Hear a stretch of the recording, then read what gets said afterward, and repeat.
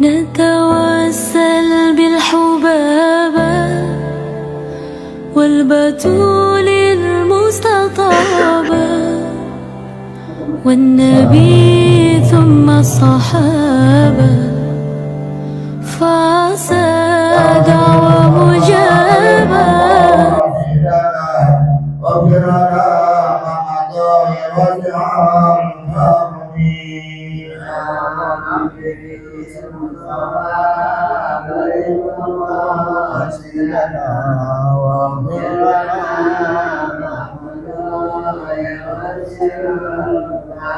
وحبيب الذي قد شفاعته بكل قول من الأحوال المقاقمين مصطفى كريم واغفر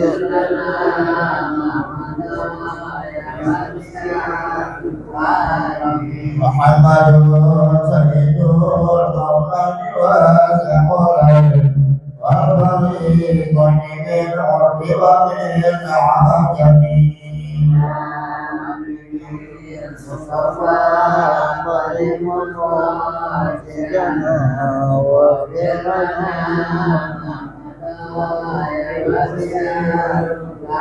الله يسر وسلم دائما ابدا على حبيبك خير الخلق كلهم مصطفى اليوم واغفرنا واغفر لنا محمد يا واسع الكرم اللهم صل وسلم وبارك عليه وسلم اللهم صل على محمد.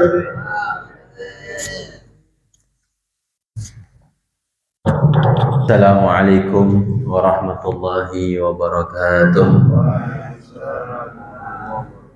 Alhamdulillah wassalatu wassalamu ala rasulillah Sayyidina Muhammad ibn Abdullah wa ala alihi wa ashabihi wa la hawla wa la quwwata illa billah ma ba'd. Alhamdulillah, puji syukur kita panjatkan kehadirat Allah Subhanahu wa taala atas segala limpahan rahmat, nikmat, karunia yang masih Allah berikan kepada kita, nikmat iman wal Islam, nikmat sehat wal afiyah, nikmat taufik wal hidayah, panjang umur, sehingga dengan nikmat-nikmat tersebut Allah masih izinkan kita untuk duduk mengaji di Masjid Jami' Nurul Hidayah. Mudah-mudahan duduknya kita di sini, langkah kaki kita, niat soleh kita mendapatkan pahala ridha, rahmat, ampunan dari Allah Subhanahu wa taala. Amin ya rabbal alamin. Tak lupa juga salawat dan salam kita sampaikan kepada kekasih kita Nabi besar Muhammad sallallahu alaihi wasallam beserta seluruh para keluarganya, para sahabatnya, kita para pengikutnya, umatnya yang setia istiqamah mudah-mudahan sampai akhir hayat kita. Tak lupa juga yang Al-Fagir hormati para asatidzah, para hujjaj, para orang tua, para tokoh-tokoh masyarakat, wabil khusus guru kita Al-Ustadz Syahabuddin M.A, Al-Ustadz Nabil Setiawan, Bapak Haji Syuhada, Bapak Haji Effendi Ali, Bapak Asmari, Bapak Haji Ibrahim, Haji Ngadino, Bapak Marzuki, Bapak Satria Gunawan, dan seluruh bapak-bapak yang mohon maaf tidak tersebut nama satu persatu, insya Allah tak mengurangi rasa hormat cinta saya kepada antum sekalian. Marilah sebelum kita mulai kajian kitab, kita buka dengan Ummul Quran Suratul Fatihah. Kita niatkan, hadiahkan buat seluruh orang tua kita, guru-guru kita, sanak famili kita, kerabat kita, jamaah kita yang telah pulang ke rahmatullah. Semoga Allah Subhanahu wa taala maafkan segala kesalahannya, Allah taala terima amal ibadahnya, Allah taala jadikan kuburnya raudhah min riyadil jannah.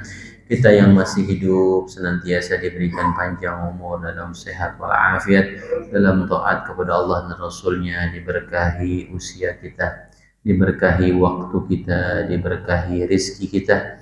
anak, keluarga, istri kita semuanya dijadikan anak, keluarga, keturunan yang saleh-saleh. Al-Fatihah hadhihi niyyah wa ala kulli niyatin salihah wa ala niyatil futuh wal munuh wa rusuh wa taubatin nasuh wa salahil qalbi wal jasadi wa ruh wa ala niyati an Allah ta'ala yaghdi hajatina wa yaqbalu da'watina wa ila hadratin Nabi Muhammad sallallahu alaihi wasallam wa azwajihi wa zurriyyatihi وأهل بيته وأنصاره وأصحابه ثم إلى أرواح الأنبياء والمرسلين والأولياء والشهداء والصالحين والأئمة المجتهدين والعلماء العاملين ثم إلى أرواح سيدنا مهاجر إلى الله أحمد بن عيسى أصل الأعظم الفقيه المقدم محمد بن علي بعلوي جميع سادتنا لأبي علوي الشيخ عبد القادر الجيلاني شيخ أبي حسن شاذلي شيخ أبي العباس أحمد بن علي البني وأصولهم وفروعهم ثم إلى أرواح خصوصا شيخنا مربي أرواحنا الإمام عبد الله بن عمر الشاتري والحبيب حسن والحبيب مهدي والحبيب سالم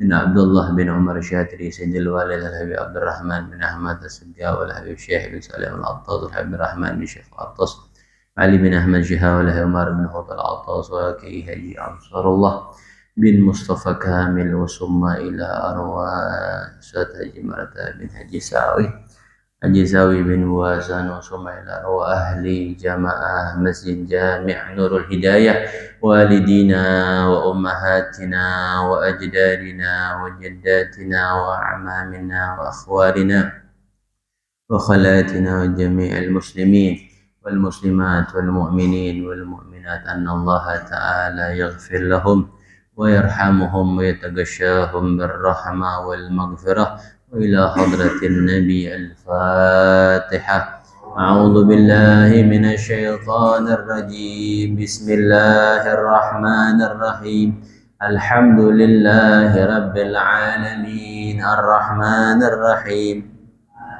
يوم الدين إياك نعبد وإياك نستعين اهدنا الصراط المستقيم صراط الذين أنعمت عليهم غير المغضوب عليهم ولا الضالين آمين اللهم صل وسلم سيدنا محمد الفاتح لما أغلق الخاتم لما سبق ناصر الحق بالحق والهادي إلى صراطك المستقيم وعلى آله وصحبه حق قدره ومقداره العظيم اللهم أخرجنا من ظلمات الوهم وأكرمنا بنور الفهم وافتح علينا بمعرفة العلم وحسن أخلاقنا بالحلم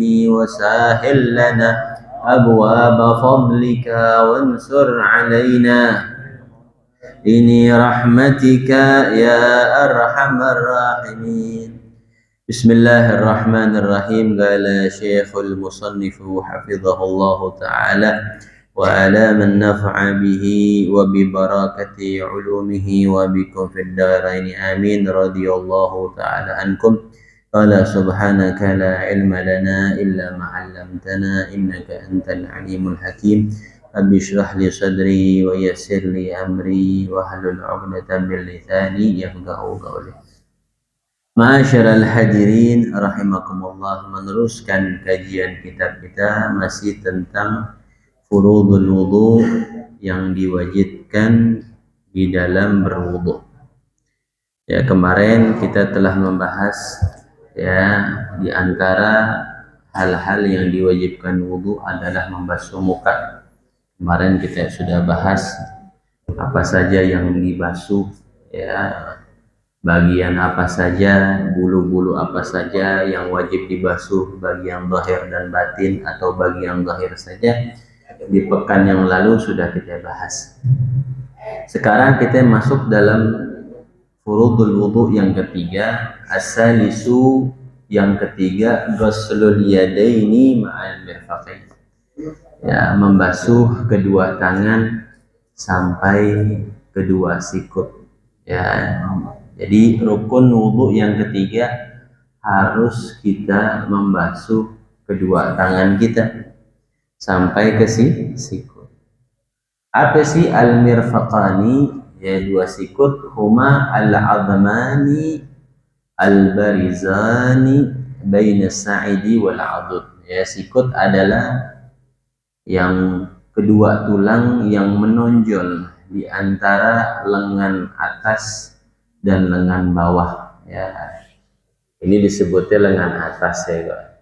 Lengan atasnya lengan bawah. Ala kulli hal bahasa Indonesianya ini kurang bisa. Kalau antum ini namanya apa ini? Lengan. Ini otot ya.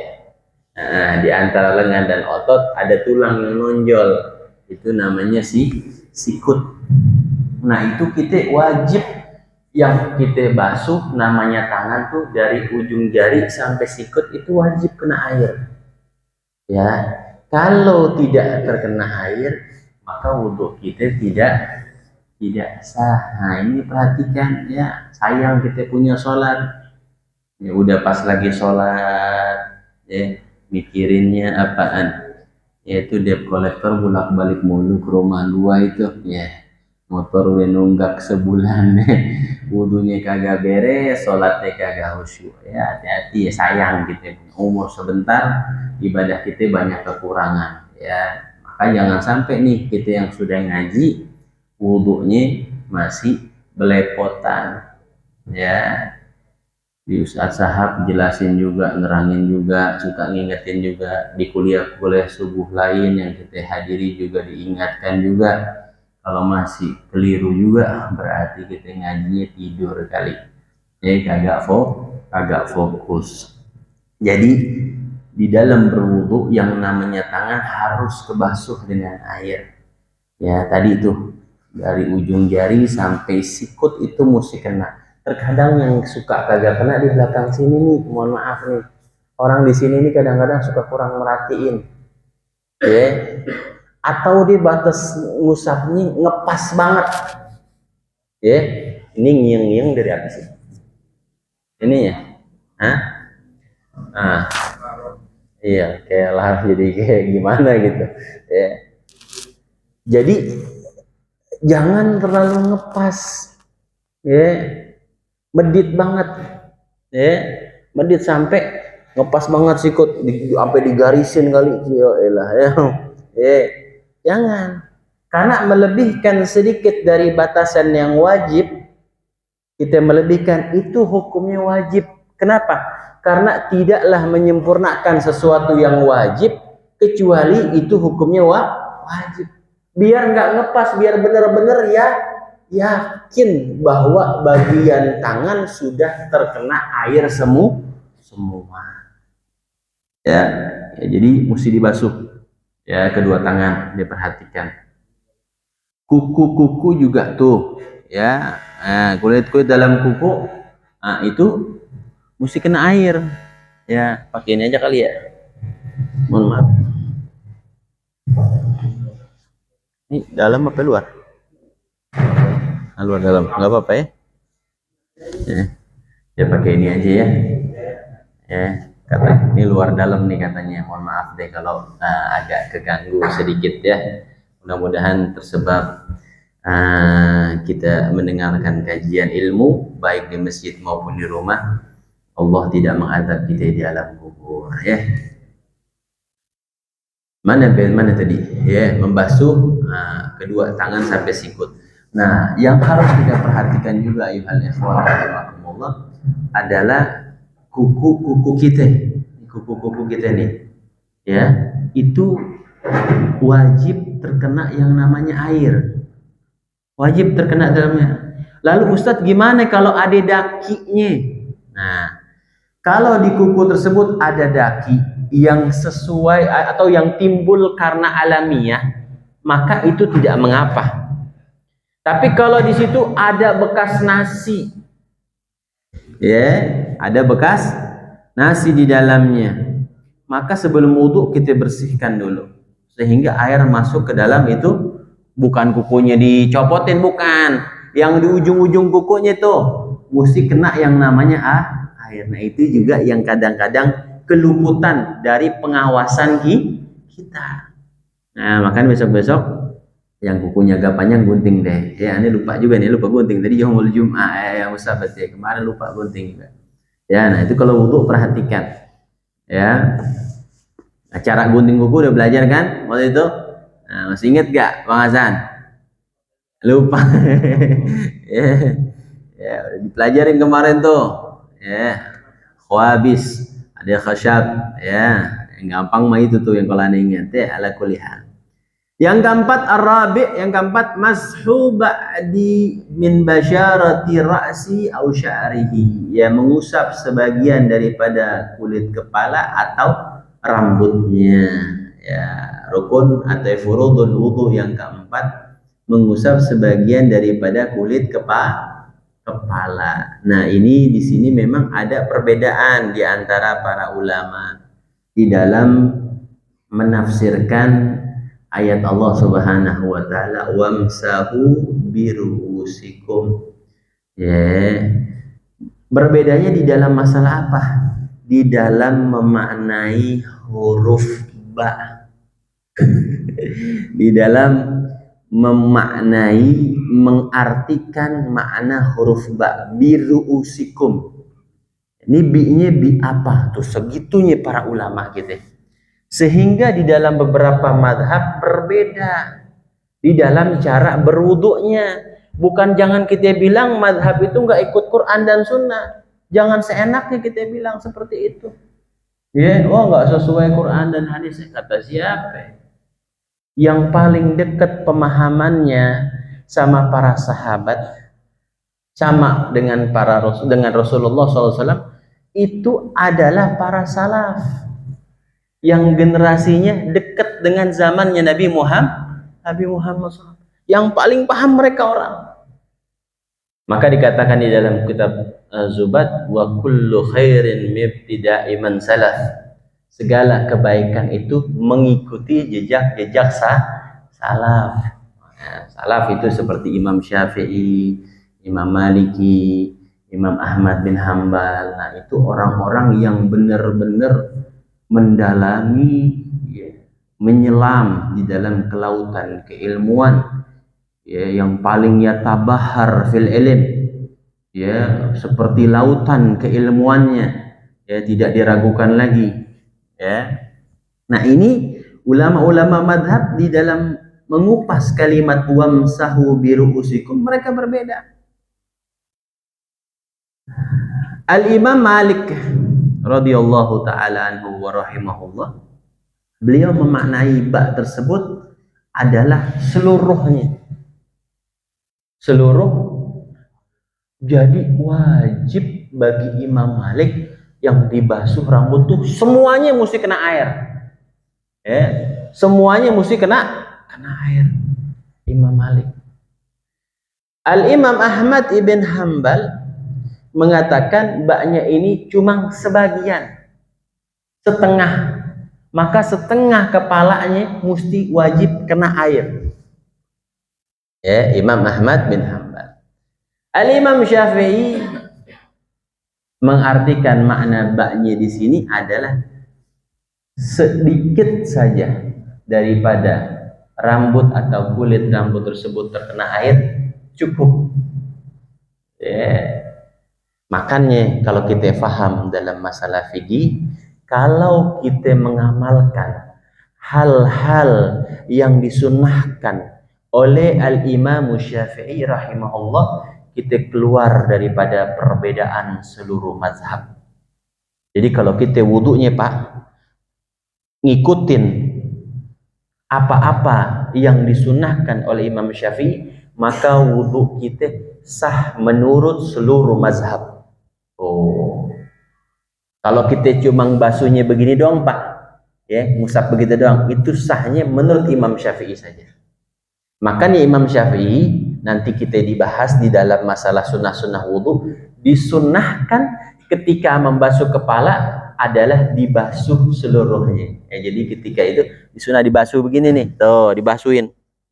Itu sunnah tuh dalam madhab Syafi'i. Tapi dalam madhab Imam Malik wajib.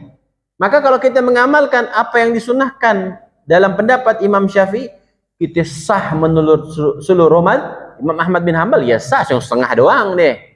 Imam Malik yang semuanya. Nah, maka kalau kita melakukan hal-hal yang menurut Imam Syafi'i disunahkan ketika berwudu, kita sah wudu kita menurut seluruh mazhab. Itu hebatnya Imam Syafi'i. Itu hebatnya Imam Syafi'i. Ya, paling hati-hati ya di dalam masalah peribadatan dan lain-lainnya. Bukan berarti ulama-ulama lain gak hebat, hebat juga. Gak kalah dengan Imam Syafi'i. Imam Malik gurunya Imam Syafi'i. Imam Malik gurunya Imam Syafi'i. Imam Ahmad bin Hambal muridnya Imam Syafi'i. Ya. Ya, jadi orang alim, orang besar semua, ya, bukan orang sembarangan, ya. Jadi, ya itu perbedaan sedikit ya tentang perkhilafan antara beberapa ulama madhab. Nah, kalau kita di dalam ketika umroh nih, yang sering terjadi kan kita suka pindah madhab. Biasanya mutawif suka nganjurin tuh pindah madhab ke Imam Malik.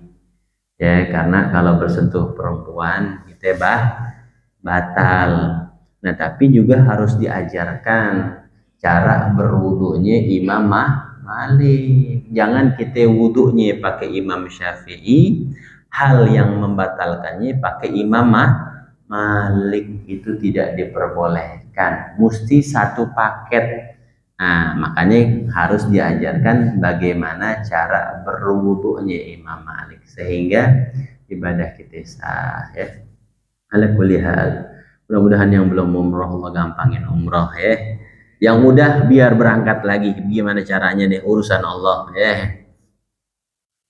Pengen kan umroh wajib, Pak. Umroh tuh hukumnya wajib sekali seumur hidup. Kalau haji mungkin gitu nih, orang-orang yang sudah umur sulit kayaknya biar katanya ada duit juga. Ya, ngantri ngomongin Ustaz Sahab tuh agak sulit karena ngantrinya. Minimal kita umroh paling 30 jutaan. Ada yang 25 kok, yang macem-macem. Ya, jangan sampai kita ada kemampuan belum pernah umroh, ya. Sekali pertama hukum wajib, ya, bisa diusahain, ya, motor aja bisa gitu, ya, sebulan 1 juta bisa gak motor? Bisa, insya Allah. Kalau buat umroh juga bisa. Nanti mungkin ntar bikin program Nurul Hidayah, umroh, ya, ntar keuntungannya masuk ke kas masjid. Nah, iya.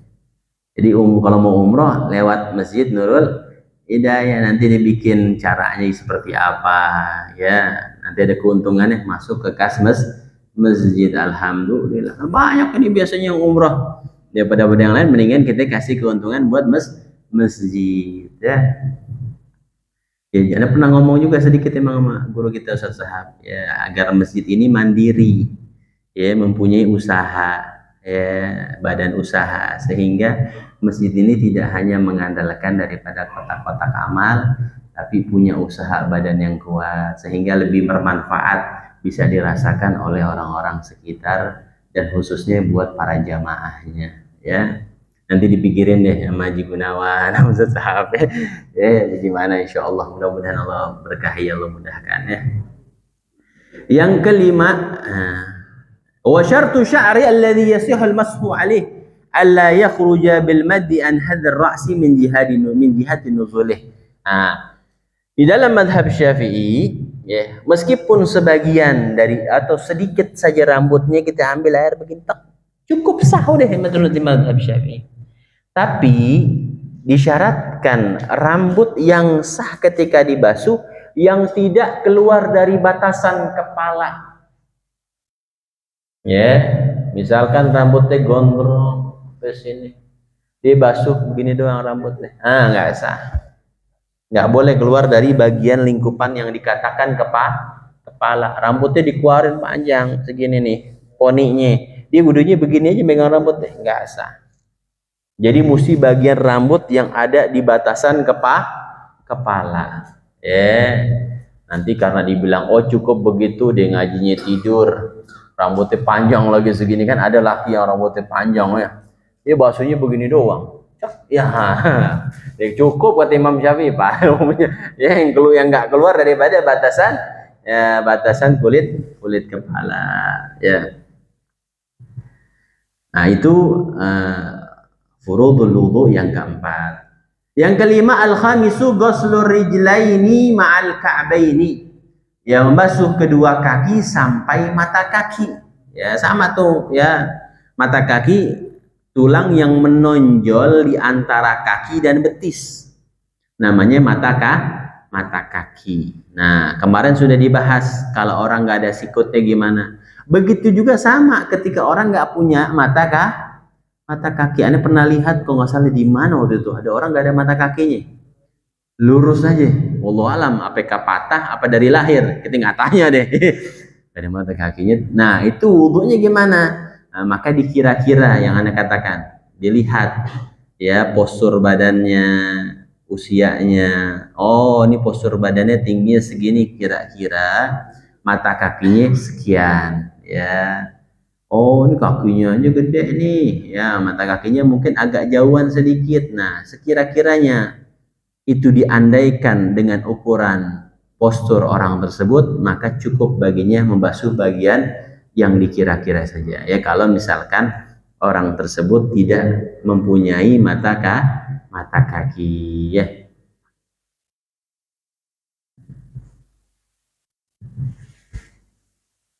Dan wajib juga tadi ya membasuh sebagian daripada betis. Ya, jangan ngepas banget mata kaki. Lebihin tuh hukumnya wajib. Ya. Ini kadang-kadang kita ngepas, apalagi ini mohon maaf yang namanya tumit belakang. Ini sering nggak kena. Kadang-kadang suka ngaji juga. Ya. Kita suka ngaji juga, masih juga enggak ini. Jangan sayang, kita sayang. Sholat kita bener aja kadang-kadang belum tentu. Dengan ketidakhusyuan kita mikirin sholat ngadap Allah, pikiran kemana-mana. Nah itu perhatikan belakang tumit. Jangan ngepas banget sama mata lebihin ke betis dikit. Ya, agar kena bagian yang namanya kaki secara keseluruhan. Sela jari tuh kena air mesti. Sela aja jari. Kuku kita tuh mesti kena air. Ya, makanya tidak disunahkan untuk memanjangkan kuku, baik kuku tangan maupun kuku kaki. Jangan pakai disisain deh barang atu juga. Kadang-kadang orang sisain satu kelingking. Kenapa? Buat ngupil. Ya Allah.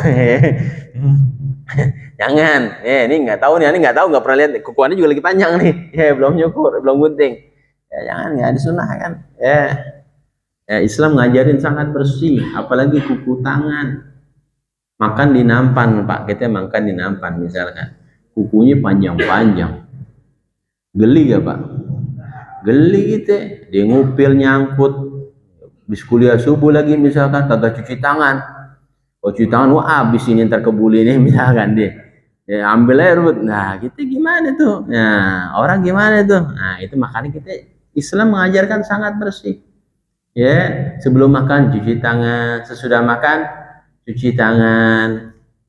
Islam sempurna ya. Kalau ada yang salah itu adalah kesalahan daripada umatnya. Ya, Islam sempurna, sangat sempurna kalau kita ngamalin sesuai apa yang diajarkan Nabi Muhammad. Ya, insya Allah hidup kita berkah, hati kita tenang. Ya, satu persatu doa kita, apa yang kita inginkan diijabah sama Allah. Anak-anak pada sholat, itu nikmat bukan main. Anak-anak pada bisa ngaji, nikmat. Ya, kita meninggal, anak-anak bisa doain kita, itu nikmat. Berapa banyak di luar sana Allah berikan harta yang melimpah, tapi Allah nggak titipkan anak-anak yang soleh-soleha. Ya, itu nikmat, kita patut syukuri. Kita bisa ngaji, itu nikmat. Berapa banyak orang usianya panjang, ada keluasan waktu, bahkan duitnya melimpah, tinggal duduk manis, kontrakan berejot. Banyak masih nggak mau ngaji juga. Berarti kalau nggak mau ngaji dia apa? Diajiin. Ya gampang. Mau sholat dia, kalau nggak mau sholat Sholatin. Pilihannya cuma dua kan hidup tuh. Jadi orang baik atau jadi orang buruk. Masuk surga atau masuk neraka. Mau sholat atau disolatin, pilih dua. Mau ngaji atau ngaji, tinggal pilih. tinggal pilih. Jadi sama kaidahnya, sama dalam membasuh kedua tangan. Ya, wajib melebihi daripada batasan mata kaki. Ya, jangan pelit-pelit. Tapi adapun dalam membuka air wudhu, membuka keran wudhu, itu tidak diperbolehkan untuk berlebihan. Nah, ini kita harus perhatikan. Yang sudah ngaji, ketika wudhu, buka kerannya jangan full, gitu tuh. Secukupnya. Kalau air tersebut milik kita nih, air tersebut di rumah kita wudhunya, milik siapa itu rumah? Milik kita. Berlebihan makruh. Kalau air tersebut wakaf masjid, haram hukumnya. Kenapa? Bukan punya kita. Jadi kita pakai secukupnya itu air, John. Tapi kalau di rumah kita makruh. Kenapa? Bersyukur atas nikmat Allah. Sama kita, Pak. Kita masak nasi nih, sekeluarga cuma 2 orang, masak 5 liter. Boros itu, tabdzir. Innal mubadzirina ikhwanu syayatin. Orang-orang yang suka tabdzir itu adalah teman-temannya syaitan. Tabdzir bukan pada tempatnya. Kalau tabdzir, sedekah, ada kuliah subuh, dia punya duit 1 juta, udah dia 1 juta aja. Nah, itu gak apa-apa. La israfa fil khair. Nggak ada kata boros dalam kebaikan. Tapi dalam masalah-masalah yang dibatasi oleh syariat itu ada. Ya, tapi juga bukan berarti kita sedekah bisa-bisa sampai anak istri pada kelaparan, enggak. Ya, tetap dengan sesuai batasan yang diajarkan oleh Nabi kita Muhammad SAW. Ya, kayak zaman sahabat kan begitu. Ya, ada Nabi ketika Nabi pengen perang kalau nggak salah ya, ditanya, kamu memberikan apa? Setengah hartanya. Sahabat tadi memberikan setengah hartanya buat jihad fisabilillah. Ada lagi sahabat ngasih seluruh hartanya. Nabi tanya, apa yang kamu tinggalkan? Allah wa Rasuluh. Allah dan Rasulnya. Nah, kita nggak bisa ngikutin sahabat. Nggak bisa bangasan. Berat. Makanya jangan sok-sok nyelak sahabat. Orang kadang saking pinternya sok-sokan nyelak sahabat, nyelak Sayyidina Umar, nyelak Sayyidina Abu Bakar, nyelak Sayyidina Utsman. Amal kita nggak ada seujung kukunya daripada para sahabat. Perjuangannya sama Nabi. Nah, minimal kita nyontohlah sedikit ya. Kita nggak bisa ngasih 1 juta, kita kasih 100.000. Nggak bisa 100.000, 10.000. Nggak bisa seikhlasnya. Nggak bisa pakai duit juga, emang duit kita ya Allah saat makan aja besok makan besok kagak. Ya udah kita bantu dengan tenaga kita. Insya Allah nilai apa yang ada di hati kita dan menjadi wasilah mendapatkan keridhaannya Allah Subhanahu wa taala. Jangan takut, Pak. Nabi. Nah. Masalahnya dulu waktu kita menari air ini kan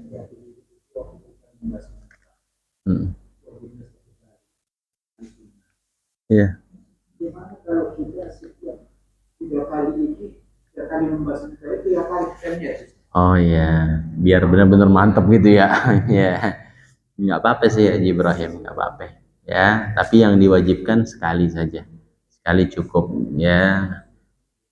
Ya itu syak aja sih, sebenarnya sih cukup aja 1, nggak perlu diniatkan 2 dan 3. Ya, tapi kalau ditanya boleh apa enggak, ya boleh-boleh saja sih. Yang nggak boleh itu di dalam membasuhnya melebihi 3 kali kalau kita sudah yakin bahwa itu sudah kebasuh. Misalkan Haji Ibrahim sudah yakin bahwa 3 kali itu sudah kebasuh mukanya semua, dia tambahin 3 kali aja gede pahalanya, tambahin 7. Nah itu makruh ya. Cukup 3 kali saja. Tapi kalau tayamum itu nggak disunahkan taslis. Cukup sekali. Nanti ada perbedaan antara wudhu dan tayamum. Kalau wudhu disunahkan 3 kalikan. Muka basuhnya 3 Sekali boleh gak? Boleh kalau sudah membasuhi, terkena semua air yang ada di muka, terkena air semua, cukup sekali. Bisa kita praktekkan, misal rumah kita lagi kekeringan, lagi musim kemarau, atau mesin kita mati misalkan, ada kita hemat air buat buang air besar, buang air kecil kita hemat. Ya, bisa kita pakai hal-hal yang wajib saja.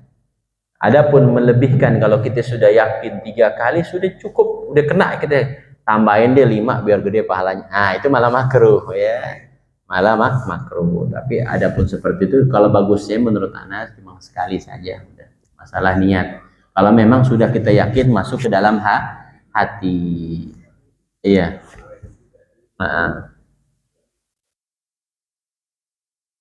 Lagi, udah deh, wallahu a'lam bissawab. Rabbi zidni ilma warzuqni fahma. Mungkin ada yang mau wudu, silakan wudu. Yang batal silakan berwudu ya. Rabbi zidni ilma warzuqni fahma. Al-Fatihah. A'udzu billahi minasyaitonir rajim. Rabbi alimna alladhi yanfa'una. Rabbi zidna wa la tanqusna wa atina wa la tuhina wa atina wa la tuhina wa ta'ala. Rabbana